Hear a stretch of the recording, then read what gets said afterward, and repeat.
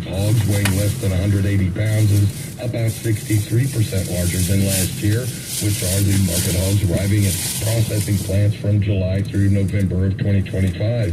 USDA's cold storage report says cold stocks of pork at the end of May were down 1% from April and down 1% from a year ago.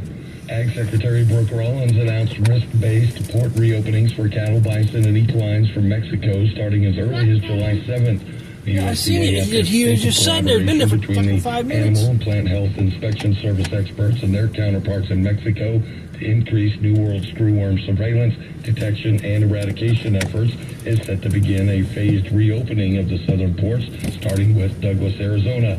Progress has been made in several critical areas since the ports were closed back on May 11th, including the resolution of challenges with conducting flights to Mexico that allowed the USDA team to consistently conduct sterile New World screwworm fly dispersal 7 days a week and the dispersal of more than 100 million flies each week. We focused on fighting the New World screwworm's advancement in Mexico, Rollins said. We've made good progress with our counterparts there to increase surveillance efforts and have boosted sterile fly dispersal efforts. That's been a look at your ag news on KFEQ. I'm Nathan Steedley. Wouldn't be here if it wasn't for St. Jude's. I can't imagine a better place to be.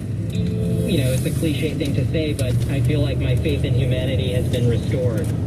The second we arrived here, we had food, housing, transportation, treatment, you name it, it was taken care of by St. Jude Children's Research Hospital. There was not a single other care in the world except for Imani, because St. Jude made that happen. The best way I can really describe it is, this is heaven on earth.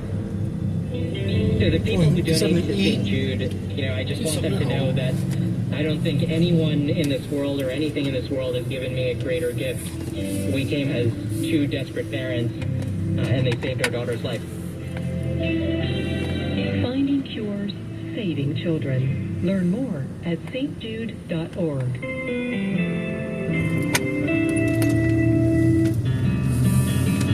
We're the stronger than we look type. I've had type 1 diabetes since I was 2. The braver than you think type. I have to take insulin shots every single day. The type that sees the odds and says they're meant to be overcome. The research JDRF is funding is life-changing. We're the plan for a cure type. When I grow up, I hope type 1 diabetes will be something I used to have. The closer than you think type. Things like the artificial pancreas, they aren't ideas. They're happening right now. The type that will stop at nothing. No more blood sugar tests. Absolutely nothing. No more insulin shots. Until type 1 becomes type none. Support JDRF, the world's largest funder of type 1 diabetes research. So one day you can say, I helped turn type 1 into type none. Join us now at jdrf.org and spread the word. Hashtag type none. I always had to be so good, no one could ignore me. Carve my path with data and drive. But some people only see who I am on paper. The paper ceiling. The limitations from degree screens to the stereotypes that are holding back over 70 million stars. Workers' skills Sports stuff? rather than a bachelor's Sports degree. drink? It's not the skills that Sports drink? Find resources for breaking through barriers at taylorpaperceiling.org. Brought to you by Opportunity at Work and the Ad Council.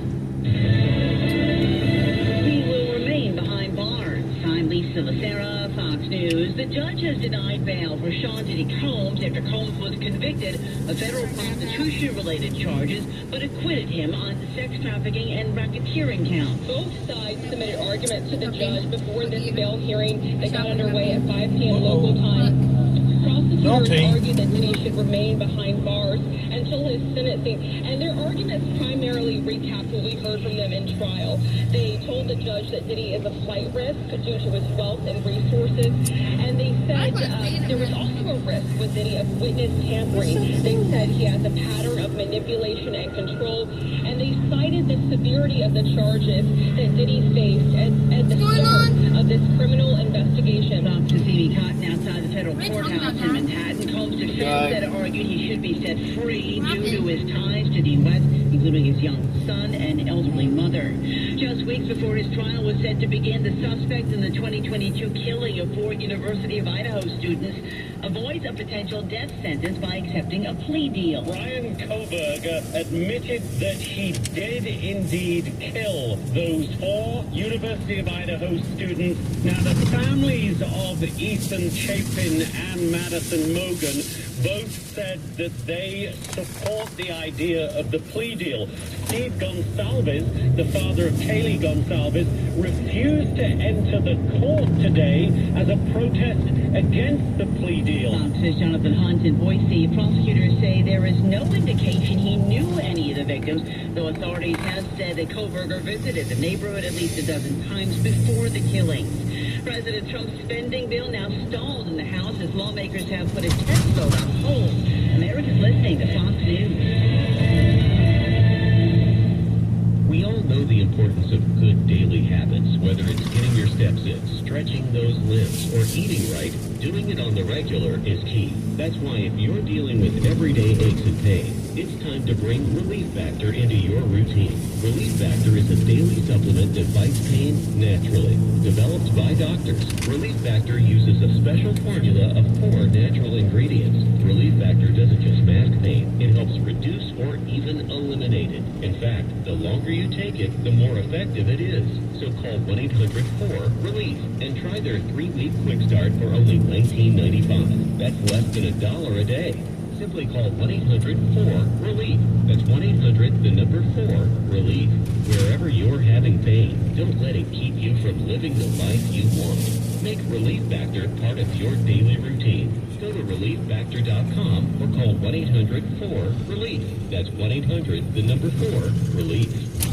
Abortion ban is struck down in Wisconsin. Wisconsin Supreme Court rules a 176-year-old state abortion ban is not valid, leaving in place a 2015 law allowing abortions up to 20 weeks of pregnancy.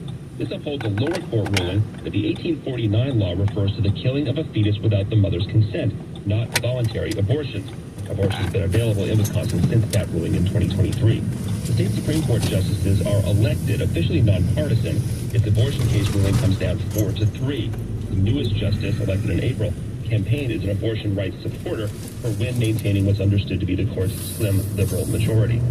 Chris Foster, Fox News. A life sentence for a military veteran who authorities say plotted to attack an FBI office in Knoxville and assassinate law enforcement in retaliation for his arrest in connection with the Capitol riot.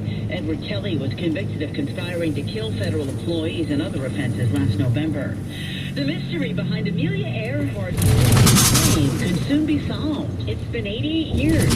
The legendary aviator disappeared over the Pacific Ocean, and a new effort to locate her lost aircraft is in the works, thanks to recent physical evidence and satellite images of an unknown object that might very well be the Lockheed Electra. The Purdue Research Foundation and Archaeological Legacy Institute are teaming up on the Terrea Object Expedition in the Pacific island of Niquimororo in November. Earhart had close ties with Purdue University. It provided not only funding for her attempt to become the first female pilot to fly around the world, but also the Electra. Laura Cantor, Fox News.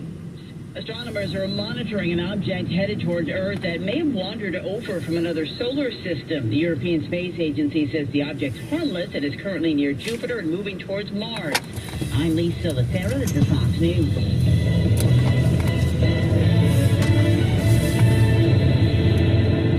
KFEQ Late Afternoons continue with the latest news and information. I'm Matt Pike. Complaints about property taxes are nothing new. Now a special interim committee will examine the complaints made by Missouri property owners.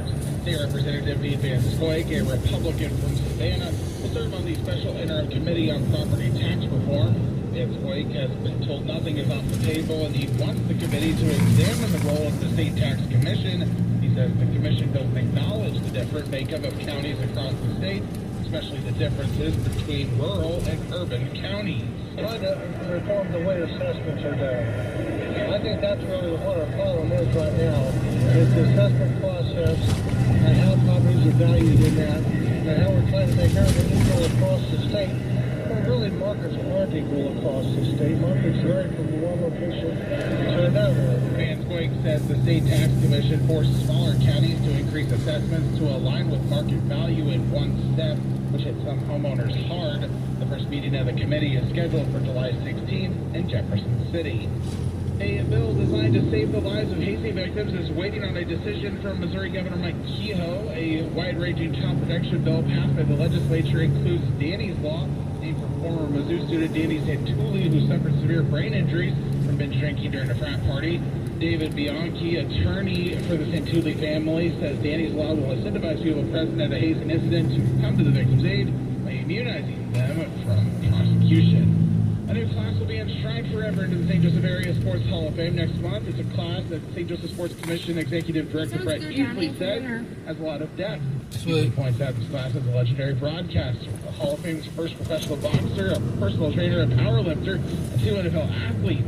Easley says one name that stands out is the late Don Tabor. That stint that he coached at Benton in the early 90s, considering that team was in the state playoffs all 4 of those years, he coached the only 11-man football team to ever play in a state championship game, which I think, from St. Joseph, which I think is significant, given all 7 state title games are here in St. Joe this year. The 2025 class will be enshrined during a ceremony at Cindy Creek Hotel and Conference Center August 24th.